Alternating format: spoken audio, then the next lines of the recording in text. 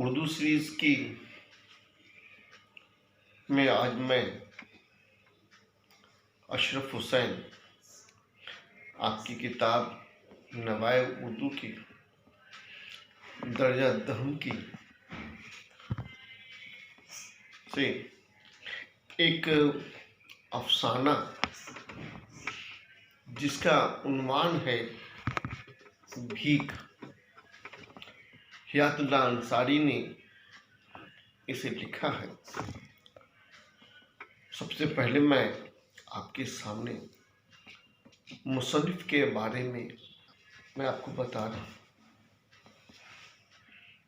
हयातुल्लाह अंसारी विलादत 1911 ईस्वी, फिरंगी महल, लखनऊ। 1926 ईस्वी में मदरसा फिरंगी महल से मशरक़ी उलूम की सनद हासिल की और महात्मा गांधी से अक़ीदत के बिना पर कांग्रेस में शामिल हुए। 1944 ईस्वी में पंडित जवाहरलाल नेहरू ने लखनऊ से रोजनामा कौमी आवाज़ जारी किया और हयातुल्लाह अंसारी साहब को उसका पहला मुदीर बना।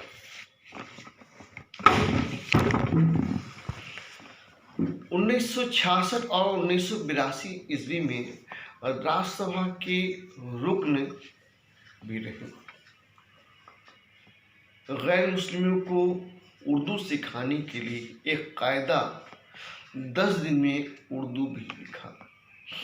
1952 ईस्वी में लखनऊ में तालीमी बारगाह के लिए तालीम घर कायम किया। मुंशी प्रेमचंद से मुतासिर होकर अफसाने लिखे। इनकी अहम तसानीफ में अफसानवी मजमुआ अनोखी मुसीबत, भरे बाजार में शिकस्त अंगूरे, ठिकाना, आखिरी कोशिश। नॉवेल्टी में मदार और घरौंदा और नॉवेल एक लिखा लहू के फूल 5 जिल्दों पे है। इस पर साहित्य अकादमी ने इन्हें इनाम से नवाजा और एक किताब तनकीदी किताबें की जदीदियत की सैर। अब मैं आपकी किताब में जो उन्वान है अफसाना को मैं पढ़ने जा रहा हूँ।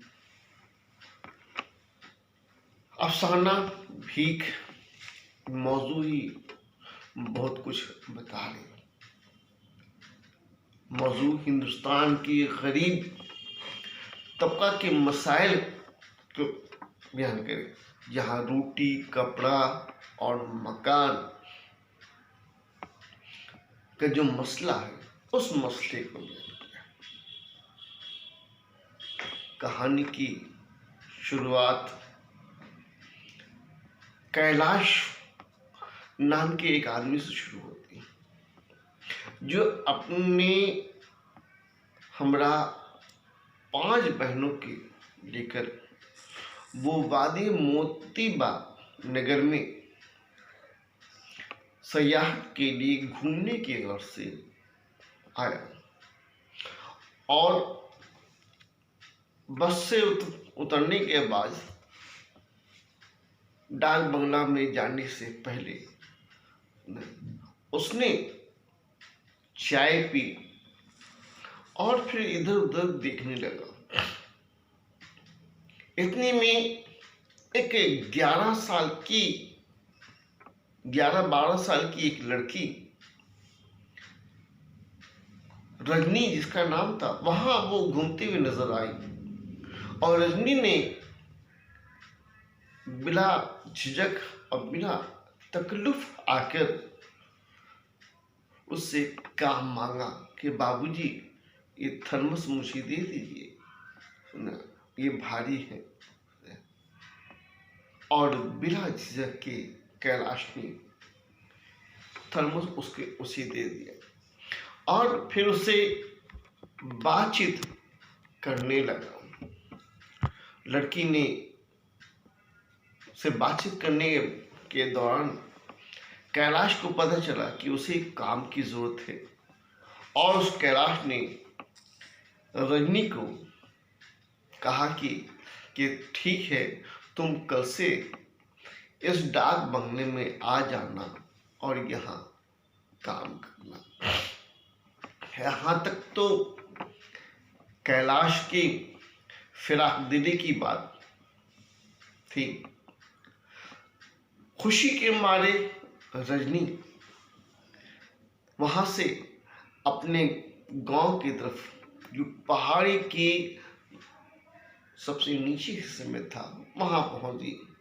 वहां वो अपने 5 भाइयों बहनों के साथ वो रह रही थी और उसकी जिंदगी दूसरे घरों पर मुनहसर थी। वो दूसरे लोगों के घरों पर दस्तक देती थी और खाने की मांग करती थी, अपनी भूख अपनी प्यास को मिटाती थी। उसके सर से माँ बाप का साया उठ चुका था। वो अपने छोटे भाई बहनों के लिए वही खुद माँ थी और बाप थी। रजनी ने अपने भाइयों को बहन को दूसरे रोज पहाड़ी की चोटी पर चलने की बात की और कहा कि वहां मुझे मुलाजमत मिल गई। रजनी अपने सभी भाइयों के हमरा चोटी पर चढ़ती गई और आखिरकार बंगले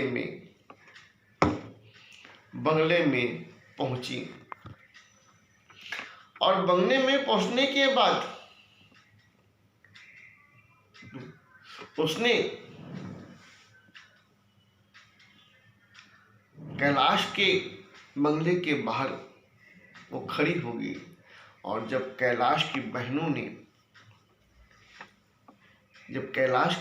ने रजनी को अपने भाइयों बहनों के साथ उसे देखा तो वो हैरतज़दा भी हो गई और कुछ खफा भी हो गई।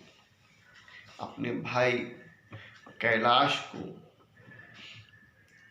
अपने साथ आवाज दी और कैलाश ने जब देखा तो वो भी आग बबूला हो गया। उसके दिल से फयाजी भी निकल चुकी थी, वो मोहब्बत भी निकल चुका था। उसने कह दिया कि मैंने तुम्हें अपने साथ रखने के लिए कहा था, क्या तुम्हारे एक भाई को रखते? इतनी बड़ी फौज को मैं कैसे रख पाऊंगा और क्यों रख पाऊंगा? इतनी बड़ी फौज को मैं क्यों रख पाऊंगा, कैसे रख पाऊंगा? और उसे रजनी को डांट कर भगा दिया। मगर जाते जाते उसके दिल में कुछ रजनी के लिए दया आ गई और उसने रजनी को 2 रुपये वापस कर दिए, 2 रुपये दिए। रजनी अपने भाई और बहन के हमरा खामोशी से चलते हुए बाजार में पहुंची और उसने उस 2 रुपये की पुड़िया खरीदी और अपने भाइयों बहनों के साथ वो खाने लगी। मगर इतने पैसे से जो पुड़िया मिली उससे किसी का भी पेट नहीं भरा। आखिर थक हार कर ये काफिला दोपहर को अपनी वादी में पहुंच गया, वादी में चला गया और सभी एक दूसरे का मुंह देख रहे थे और रजनी भी सोच रही थी कि अब उसे फिर दूसरे घरों से मदद लेनी पड़ी। अफसाना यहाँ मुकम्मल हो गया, मगर अफसाना में क्योंकि मैंने ये पहले ही क्या था कि एक मसले को यहाँ पेश किया गया। हमारे मुल्क हिंदुस्तान गरीबों का भी मुल्क है। यहाँ बेशुमार लोग ऐसे हैं जो गरीबी में, तंगदस्ती में जिंदगी गुजार रहे हैं, जहां उन्हें खाने के लिए उनके पास रोटी नहीं है, पहनने के लिए कपड़े भी नहीं है, रहने के लिए मकान भी नहीं। बेशुमार ऐसे लोग हैं। यहाँ तो मसले मसाइल बेशुमार है, मगर ये जो इंसान की रोजमर्रा की जो जिंदगी है और जो मसला है ये बहुत ज्यादा, और इसके पीछे हर शख्स दौड़ रहा है, हर शख्स लगा हुआ है। मगर यहाँ तो इस किरदार के पास तो कुछ भी नहीं था।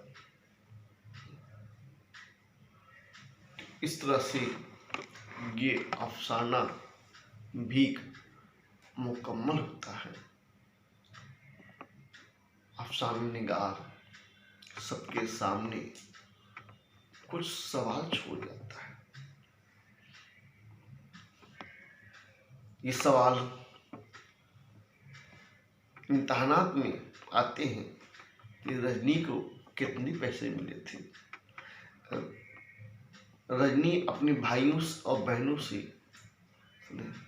कैसे कैसे पहाड़ी पर आई, कैलाश ने उनके साथ कैसा सलूक किया,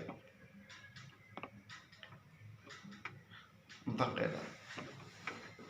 उम्मीद करता हूँ कि ये अफसाना आप मुताला करें और मुताला से, पढ़ने से आपको बहुत कुछ इसका सैर हासिल होगा।